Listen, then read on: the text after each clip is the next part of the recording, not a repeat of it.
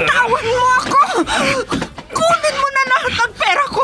Huwag mo lang akong saktan! Wala ka nang magagawa. Akin ka.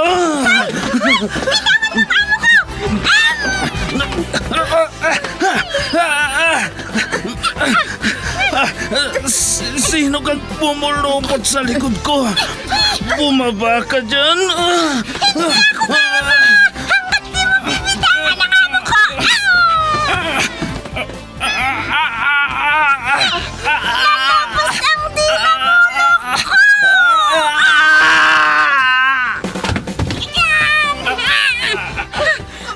Ayan! Natumba na siya, madam! Salamat, Pepita! Salamat! Super Pipita, ang balikbayan na OFW, survivor mula Iraq, palaban sa hirap at nakahandang magsakripisyo sa ikabubuti ng karamihan, kabilang sa mga naturingang bagong bayani ng bansa. Super Pipita, isang dula na kung saan inyong mapapakinggan ang iba't ibang pakikipagsapalaran ng isang OFW. Super Pipita, mula sa Lovelet Artist and Talent Center Drama Productions, handog sa inyo ng #1 and most trusted radio network in the country, Bombo Radio Philippines. Basta Radio Bombo.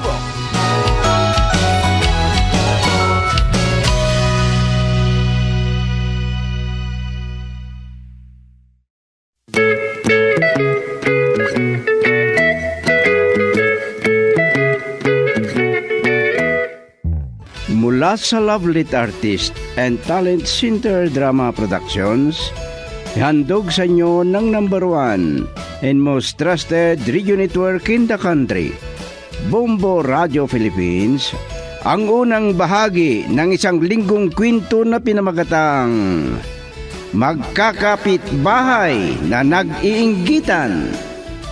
Dito sa ating dula, Super Pipita.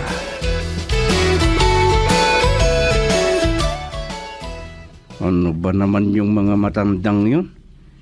Parehong ang numero ang kanilang pangalan.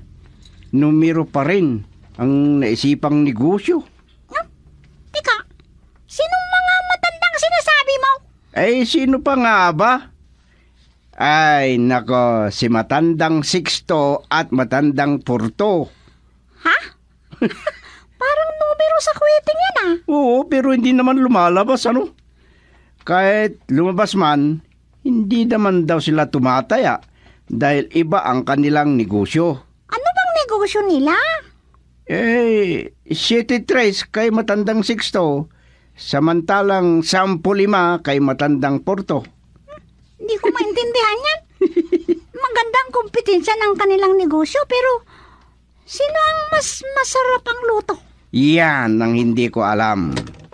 Parihong nagkukusinero kapag may handaan. Pero ang sabi naman ng kakilala kong kusinero, hindi alam magluto ang mga iyon, nagmamarunong lang. Ay, nako. Ang sabi mo, 7-3 at 10-5 ang negosyo nila. Oo, Sandali. Hindi yata tayo nagkakaintindihan. ano bang pagkakaalam mo kasi? Nagkasambahay ako sa karinderya noong. Ang 7-3, 7 piso ang pansit at 3 ang dinuguan. Samantalang ang 10-5, 10 piso na pansit at 5 piso na igado. Mahal na ang bilihin. Ang sabi ko, noon. Ang City 3, kung utang ka ng 700, may patong na 300. Ah, Pag magbabayad ka na, ang 10-5, dagdagan mo ng 500 ang 1,000 na uutangin mo. ang gulo.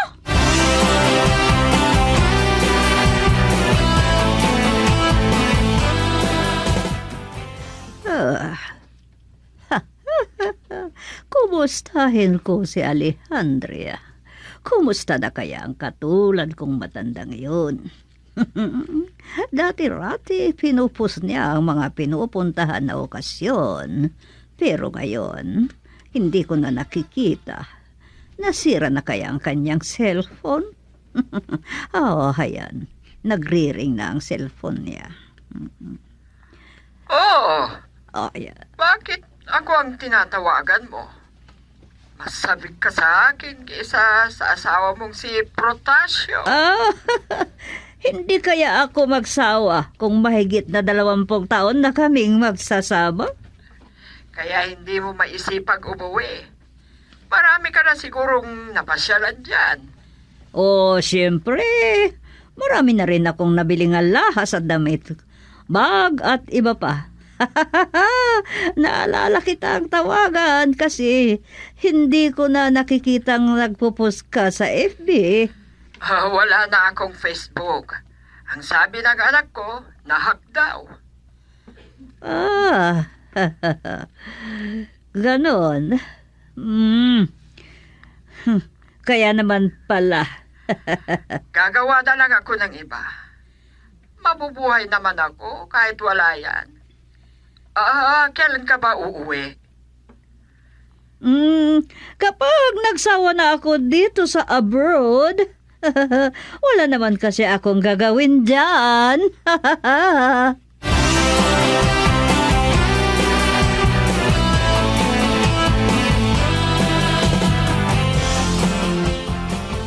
Tinatawagan ko si Constancia.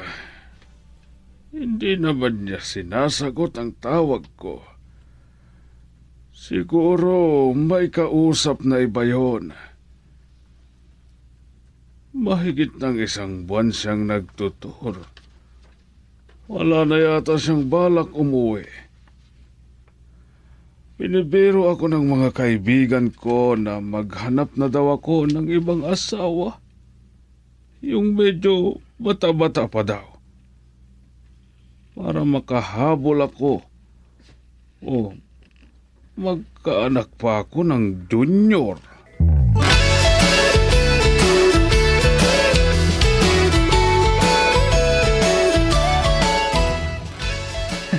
Magandang oras sa inyo, Aling Alejandra. Uy, ang ganda nyo ah. Saan kayo pupunta? Susubukan kong mag-shopping. Ang saya-saya mo ah.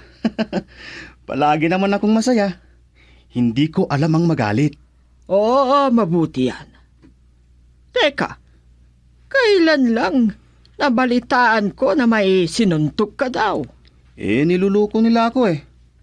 Kaya bigla ko silang sinuntok. Kasasabi mo lang na hindi ka marunong magalit. Hindi nga. Lagi akong nakangiti. Kung hindi ako nakakapagpigil, yun, bigla na lang akong nanununtok. Ay, hindi kita maintindihan. Dyan ka na nga.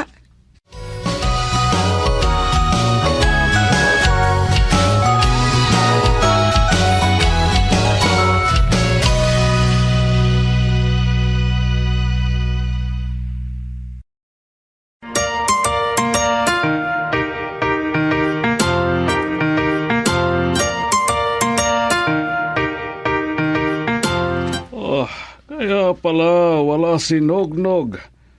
Ang itim-itim na nga. Kaya natawag na Nognog. Tanghaling tapat, gumagala. Hindi bale. Pamangkin mo naman. Hindi ko alam kung totoong pamangkin ko o pamangkin ni Constancia. Ang sabi ko, mabuti at may kasama ako sa bahay. Pero, lakwatsero naman. Ayaw mo kasing kumuha ng katulong. Iba pa rin yung babae na gagawa ng gawaing bahay. Kukuha ako kapag dumating na si Constancia. Oo nga pala. Tumawag sa akin. Pinagmamalaki na marami na daw siyang napuntahang lugar. Buti ka pa at tinawagan ka. Samantalang ako na asawa niya. Delikado na yata ito.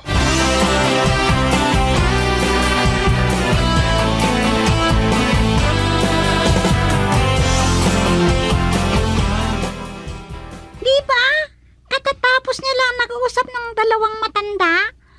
Ano naman ang sinabi nila sa'yo? Ikaw daw ang gusto nilang makausap? Ha?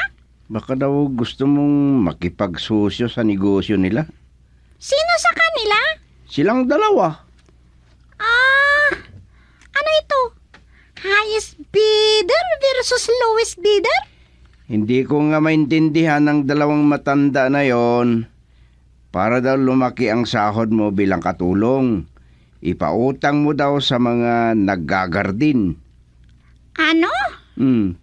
Kamoto, kung gusto mong tumulong, kung gusto kong tumulong, magpapautang ako na walang porsyento. Ayaw kong mansamantala. O sige, sabihin ko sa kanila na ayaw mo. Kung gusto nila akong makausap, o di, pumunta lang sila dito sa bahay. Pero, bago sila pumunta dito, sabihin muna nila para makapaghanda ako ng merienda. Ganun. Naku, talagang magaling kang magbisita. Ganyan tayo mga magkakapitbahay dito sa Bugyasan, Kamoto. Walang iba sa atin. Parang magkakamag-anak ba? Mali din yata kung magkakamag-anak. Mas matutulungan ka pa nang hindi mo kaano-ano eh. Ay, depende yan sa ugali ng isang tao, Kamoto. May mga tao kasing hindi marunong makibagay. Wala silang kapitbahay. Pero, hindi naman tayo ganon. Hindi tayo ganon dito sa Bugyasan, Kamoto.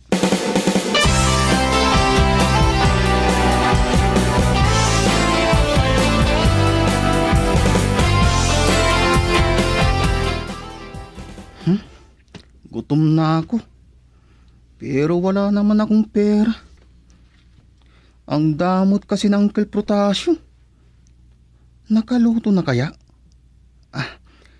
Hintayin pa niya ako na ako ang magluto ng pananghalian namin.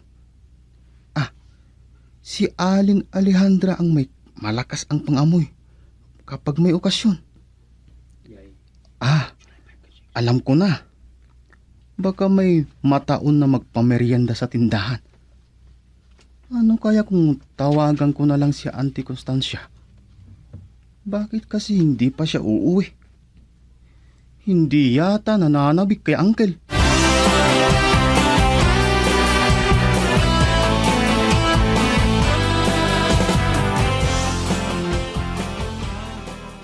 Oh, Nognog, napatawag ka, iho. Kumusta na kayo ng uncle mo? Nananghalian na ba kayo? Hindi ko alam kung nakaluto na si Uncle. Wala kasi ako sa bahay. Oh, kinuha ka sa bahay para makasama habang wala pa kaming katulong. Bigyan niyo nga ako ng pera ninyo. Nandito ako sa abroad. Paano kita mabibigyan? Magkamag-anak na tayo. Pareho tayong smiling face. Padalhan mo ako Hindi ako nagtatrabaho dito sa abroad, Nognog. Magsabi ka kay uncle mo. Pero, kailangan na magsipag ka, ha? Umuwi ka na!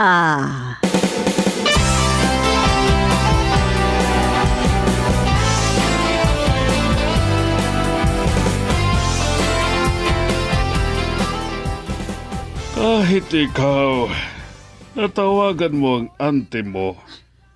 Buti pa kayo ni Alejandra. Gusto kayong kausapin. Paano niyo nalaman, Uncle, na nag-usap sila? Pumunta dito sa bahay. Matagal kaming nag-usap. Sumbungera naman ang matandang yun. Ang sabi niya sa akin nung nagkasalubong kami, pupunta na mag-shopping. Baka pupunta pa lang na mag-shopping pagkatapos naming nag-usap. Kung hindi ka sana naglakwat siya. Nako, kahit dito kakain ng pananghalian yon. Iba yatang iniisip niyo, Uncle. Kung hindi na kayo uuwian nante, si Aling Alejandra na ang ipapalit niyo sa kanya. Ano ba yung sinasabi mo, Nognog? Pilyo ka talaga. Parang hindi pa kayo nasanay sa akin, Uncle. Kailangang magsaya palagi. Diyan ako bilib sa'yo. Lagi kang nakangiti. Pero ang pinagtataka ko, hindi pa kita narinig na tumawa. Oh, tingnan mo yan. Parang naipit naman na dagha ang pagtawa mo.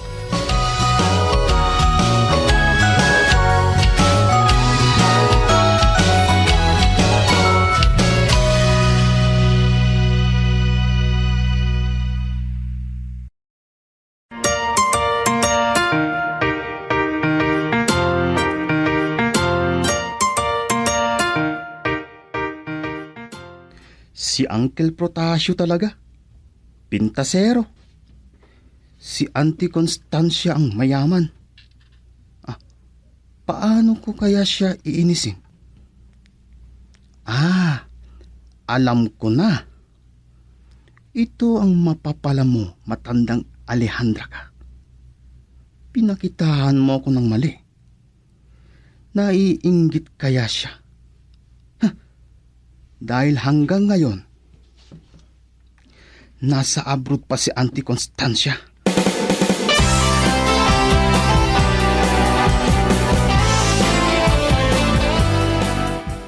Oh, ano bang sinasabi mo? Nagkataon na nasa pasyalan ako nung tumawag ka. Huwag mong sabihin na nagsiselos ka kay Alejandra. Alam ko naman kung bakit tinawagan mo si Alejandra. Pinainggit mo na naman yung tao na kagaya mong matanda. Ay, yan ang hindi ko matanggap. Hindi pa ako matanda, Protasio. Bata pa ang pakiramdam ko sa aking sarili. O kung ganon, umuwi ka na para makabuo pa tayo ng Junyo. Tumigil ka dyan. Hindi ko alam kung tutungang kayong magkamag-anak ni Nognog. Laging nakangiti. Alam mo na pala na laging nakangiti ang sinugnog. Gusto ko sa pag-uwi ko, may nakuha ka ng katulong. Okay?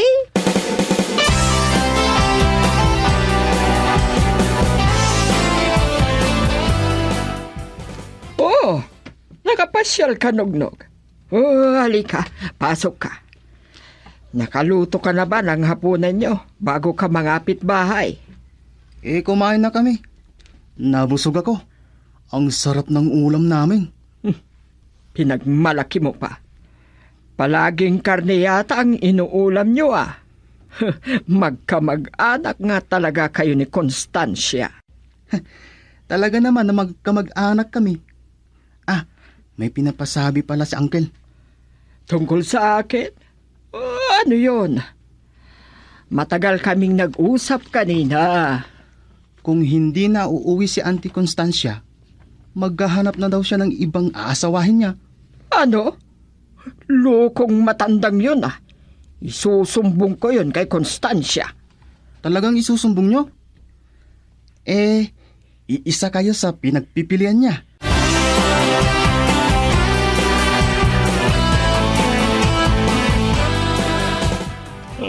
Mabuti na lang at nahabol ka ni Nognog, Alejandra. Tinatawag kita pero hindi mo ako narinig. Bakit? Ano ba yun, Protasio? Bakit parang napipilitan ka lang yatang ngumiti?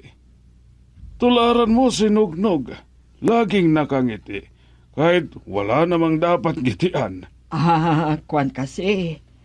Kaninang patawid ako ng kalsada. Nagulat ako. Kasi may biglang humarang na itim na pusa. At sumabay sa pagtawag sa akin si Nognog. Magmerienda muna tayo, Alejandra. Mabuti na lang at hindi kape ang itinimpla ko para sa inyo ng Uncle. Baka mas lalo kayong manerbiyos. Ang dami mo na namang pinaniniwalaan. Oo nga naman. Paano kung itim na tao ang nakasalubong ng pusa? Mamalasing kaya ang pusa? Puro kalukuhan ng alam mo, Nognog. Iwan mo nga kami ni Alejandra. Pasensya na kayo sa pagkakaistorbo ko, Uncle. Sige na, umalis ka na. Ay, mas lalo kong ninenervyos nito. Alejandra, ganito kasi yan. Ang sabi ni Constancia nung nag-usap kami, kailangan daw na may katulong na kami pagbalik niya. Ano? Ako ba ang pinagpipilian mong kuning katulong? Palabiro ka pala. Ikaw, kung gusto mo. Ano? Ay, totoo yatang sinabi ni Nognog. Pero baka mahirapan ka. Ang gusto kong itanong sa'yo, kung may alam kang pwedeng pagkuhanan ng katulong o agency. Tatanungin ko yung anak ko na nag-opisina kung saan nila kinuha yung katulong nila. Sige nga. Maraming salamat. Sige. Magmerienda ka muna. Makaiinit na ang juice.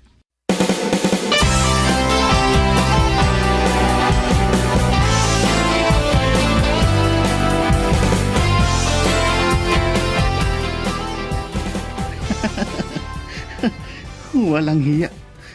Mamamatay ako sa katatawa nito. Paano kasi? Napansin kong sobra ang nervyos ni Aling Alejandra habang nag-uusap silang dalawa ni Uncle. Akala niya siguro ay totoo yung sinabi ko. Pero kung nagsumbong kay Uncle, mapapasama ako. Mas gusto ko pang pagalitan ako. Pero kung isusumbong ako kay Auntie, wag na lang siyang magkakamali.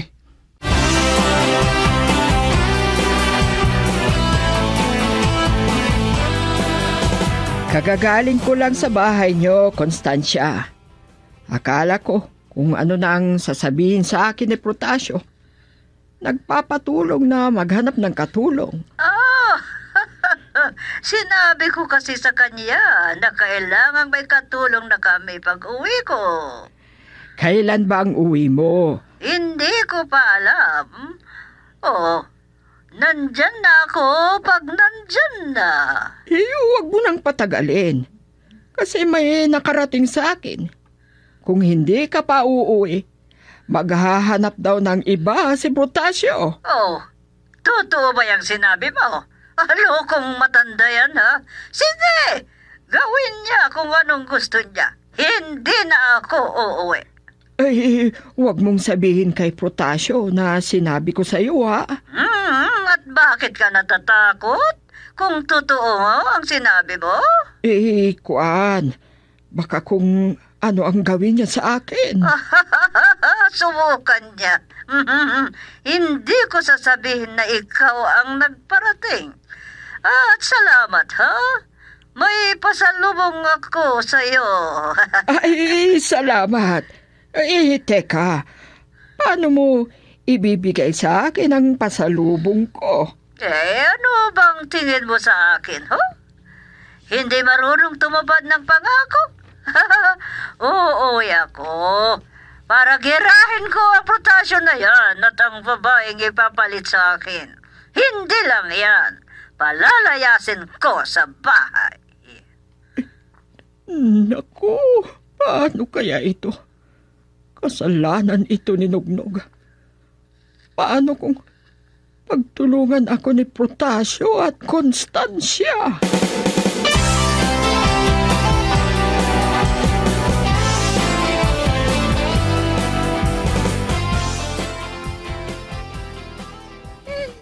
Ang tagal naman nila kula sa Rikamoto. Pasado 12:00 na ng tanghali, ah. Hindi pa kaya sila nagugutom? Mabuti ako at nagmerienda na ako kanina. At hindi ako mabilis magutom. Ay, yung cellphone ko na nasa ibabaw ng mesa, hindi ko naririnig na tumunog kasi naka-vibrate lang. Ay, teka. Ano to? Marapait agency. Mabibigla si Nakulas at Kamoto pagdating nila dahil sabihin ko na sa kanila na may papasukan na ako kung gano'n. Ay, magkakatulong na naman ako ng di oras.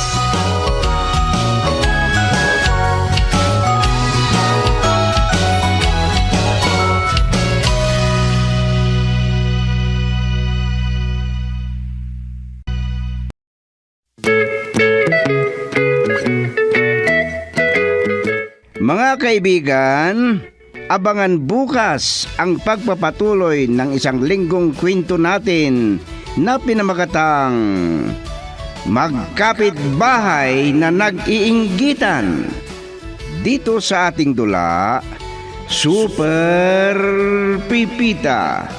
Mula sa panulat ni Delfin Dumayas at sa direksyon Leti Astudillo Aquino. Handog sa inyo ng #1 and most trusted radio network in the country, Bombo Radio Philippines. Basta Radio Bombo.